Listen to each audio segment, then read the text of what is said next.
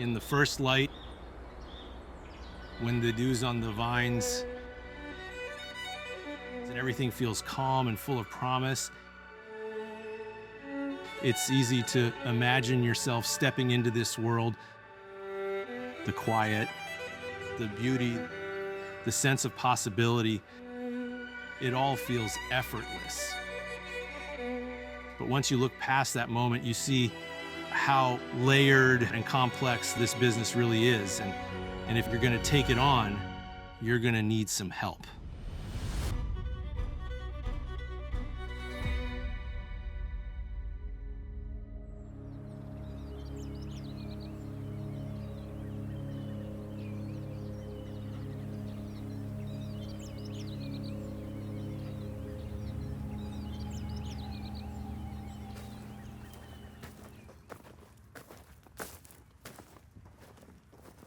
So this is rootstock for our brand new vineyard on the west side of our estate.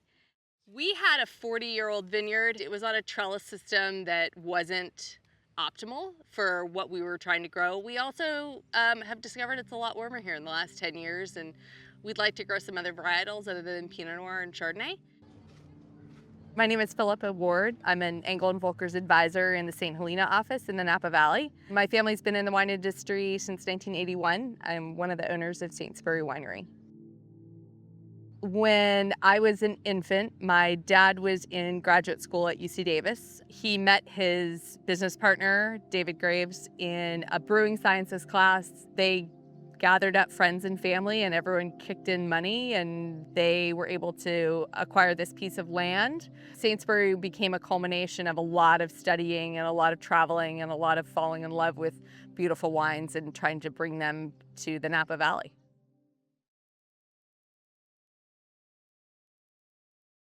We are deep in the caves of Truchard Vineyards. When we started making wine in '89, we decided we wanted to store everything on site so that everything remains estate. So all of our wine is grown, produced, and bottled on site. That's what makes up a wine estate.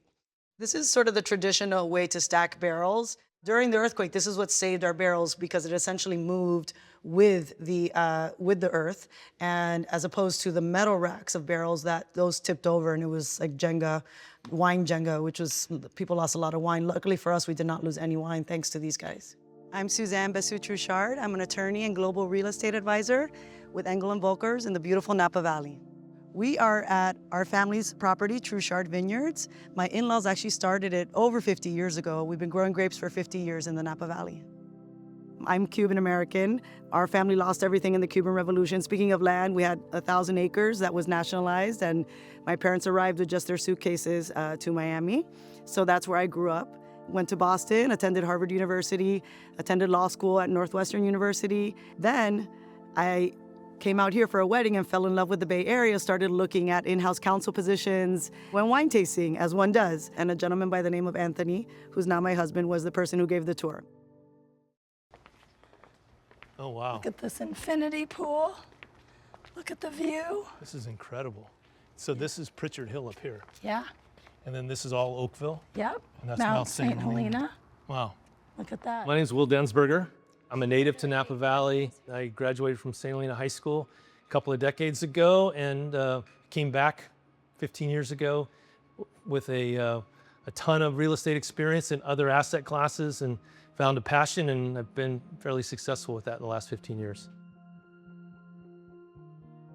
I want to show you this wall. I think it's so beautiful. This was all wood cut from the property.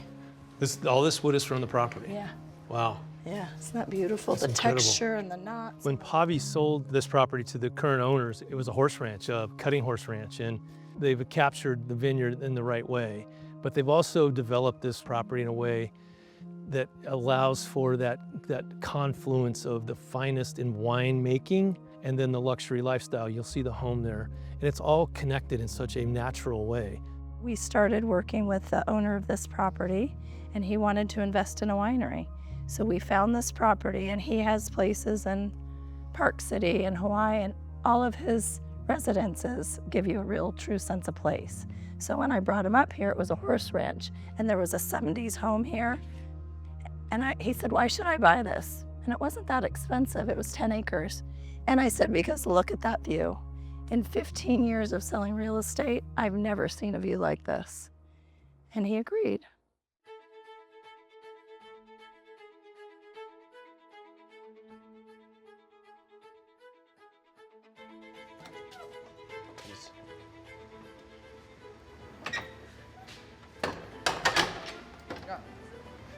How full are we right now as far as the facility?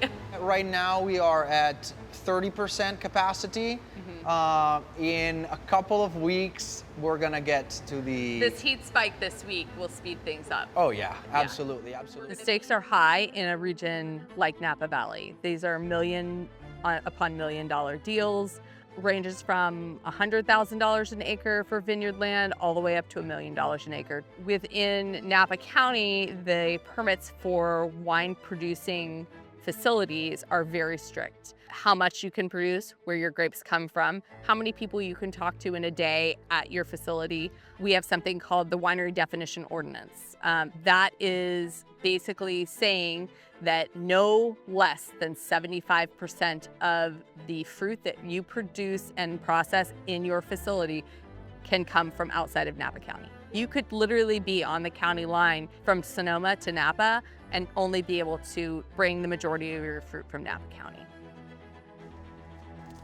So this is our prized Cabernet, which we love and adore. It's not quite ready yet. And the way you know is that the seed is green. Doing vineyard and winery transactions, it's an incredibly complex thing to do. Every transaction has a sort of a unique nuance that comes into play. You have to understand, for example, the soil analysis, what type of soil, water, so GPMs, gallons per minute, if the well will sustain the vineyard. You also have to understand diseases in the vineyard. If there's red blotch, if the vines are old, if you need a replant.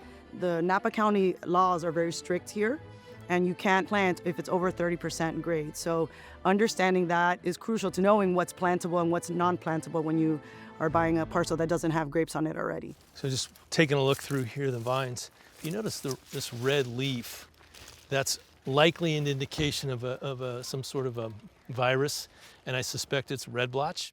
Red blotch virus will generally inhibit the ripening of the fruit, so you may not get it fully ripe, and if you don't get it fully ripe, you can't really make the wine you want to make, and there's no reversing that. So to tear these vines out and then replant and then wait for 3 years, in Napa Valley on the hillside, it's going to be probably an $80,000 an acre endeavor, and you're going to be without revenue for 3 to 4 years.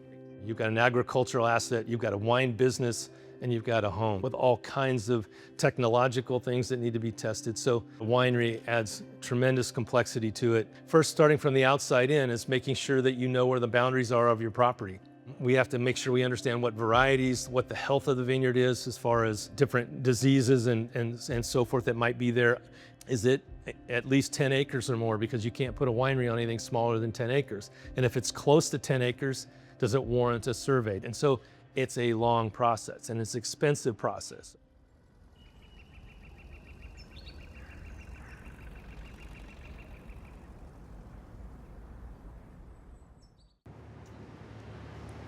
So the winery is very busy right now, but these are mostly empty. Yep. What do you have moving from tank to barrel very quickly here? So we just... A winery is so multifaceted. You need a real team with you to make sure that your client is buying what they think they're buying. A wine attorney is always a great add, somebody that understands wine licensing at the state and federal levels. And I think that I've gotten together a really special group of professionals that I can call for advice or to hire for a client. And I always say half my job is knowing who to call.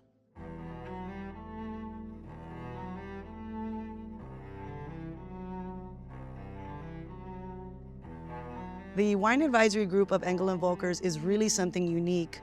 It's a specific group of advisors that are well seasoned in these types of very complex transactions. And those group of people will shepherd you through your due diligence period, understanding the reports, understanding what it takes to manage the vineyard, introducing you to winemakers, etc. That is our role. You know, I'm able to advise a client here in Napa Valley, but if they want to buy a vineyard in Burgundy, we can also advise because we have advisors there.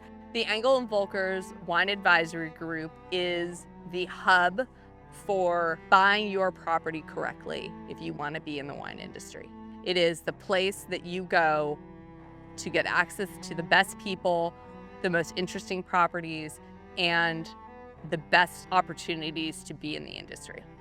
The wine advisory matters because there's so many people who want to get into the wine industry, and I think they have no idea what they don't know.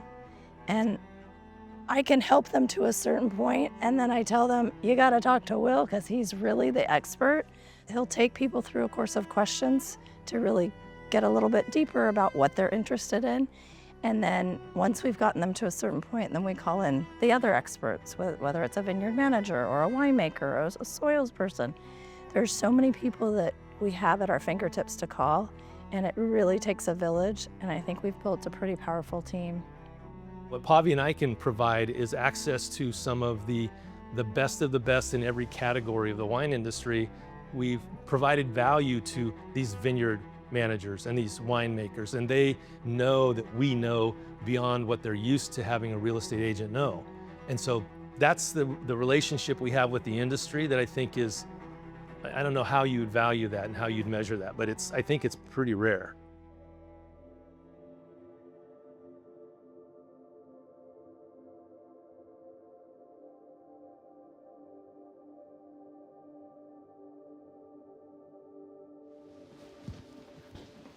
We are in what we affectionately call the candy store or the candy room. This is actually our library wines. Every year we hold back about 15 to 20 cases, and we just like to see how they age over time. So here we have a 98 Merlot. 98 was a great year, and we open them up on family occasions or for a birth year for someone. An exceptional bottle of wine starts in the vineyard. It absolutely has to do with soil health, with vineyard health, with the vineyard manager or the owner, his footprints in the dirt. That's really what makes a difference. It's always interesting when I walk with my father-in-law because he will pick a grape off the vine and he'll taste it and he'll say, we're picking today. And to me, that is just remarkable. And that comes from decades and decades of living and breathing the vineyard. Wine brings people together. People remember their experiences with wine, especially special experiences. My dad was really good at making people feel special. And he traveled a lot. He gave a lot of his time to wine education and things like that.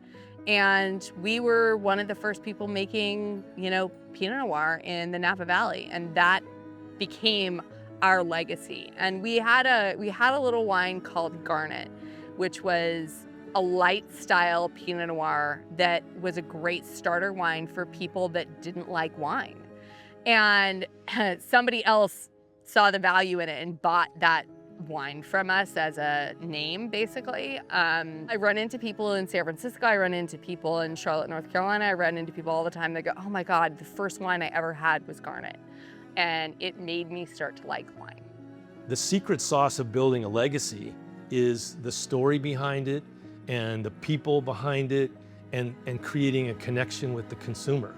Right? And you have to believe it if you're going to do that. And I think what that speaks to is consistency and discipline and really delivering something that's very specific and something that a lot of people love. And so a wine legacy can absolutely be born here in Napa Valley. And there's some budding legacies now. Right now is the perfect time to be here because in another 3 months, the vineyards will have lost all their leaves. It'll look completely different. But 2 months from now, those green leaves are going to be orange and red and gorgeous. Deep burgundy. To own a vineyard is to commit to something that's going to be done special. It's going to be done carefully. It's going to be done in concert with the land and with the environment and with the community. When I'm working with buyers especially, my first question is, really help me understand the picture of where we're going.